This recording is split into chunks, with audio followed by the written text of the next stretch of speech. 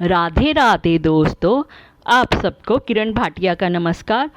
तो आज की मेरी मोटिवेशनल स्टोरी का नाम है कुछ चीज़ें समय पर ही ठीक हैं।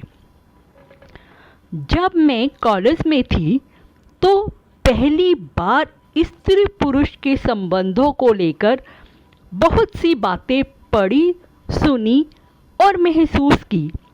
मुझे लगने लगा था कि जैसे पुरुषों की शारीरिक ज़रूरतें होती हैं वैसे ही स्त्रियों की भी होती हैं, और यदि दो लोग सहमति से एक दूसरे के करीब आते हैं तो इसमें क्या गलत है।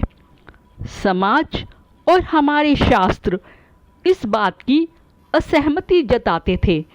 घर में हमेशा कहा गया कि शादी से पहले इस तरह के रिश्ते गलत होते हैं, पर मुझे यह सब दकियानूसी लगता था। फिर मेरी ज़िंदगी में एक लड़का आया जिससे मैंने अपनी इच्छा जाहिर की कि मैं इस अनुभव को जीना चाहती हूँ। वो भी सहमत था, और हाँ, यह अनुभव मेरे लिए खास, अद्भुत और रोमांचक था। शरीर में एक नई ऊर्जा, एक नया एहसास जागा। लेकिन समय बदला, रिश्ता टूटा, फिर एक और रिश्ता बना, पर वो भी टिक ना सका। फिर शादी हुई। पति अच्छे थे, शुरू में सब ठीक चला, लेकिन कुछ समय बाद मेरे मन में एक अनचाही दूरी आने लगी। जब वो पास आना चाहते, मैं बहाना बना लेती। धीरे धीरे यह दूरी हमारे रिश्ते में दरार बन गई। मैं डॉक्टर के पास गई, दवाएं ली, फिर भी कुछ बदलता नहीं दिखा। पति खिन्न रहने लगे थे। हमारे बीच ना भावनात्मक रिश्ता बचा, ना शारीरिक।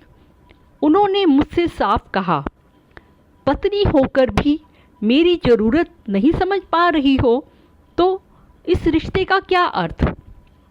मैं टूट गई और खुद को संभालने ऋषिकेश चली गई। वहाँ मेरी मुलाकात एक गुरु माँ से हुई और उन्होंने मुझसे बात की और एक ऐसा प्रश्न पूछ लिया जिससे मैं एकदम से चौंक गई। शादी से पहले कितनों के साथ शारीरिक संबंध रहे? मैंने ईमानदारी से जवाब दिया। उन्होंने कहा, हमारा शरीर केवल मांस का पिंड नहीं है, ये भावनाओं, यादों, ऊर्जा और स्पर्शों का संगम है। जब एक स्त्री कई पुरुषों के साथ संबंध बनाती है तो उसका शरीर उन सभी अनुभवों को कहीं ना कहीं अपने भीतर दर्ज कर लेता है।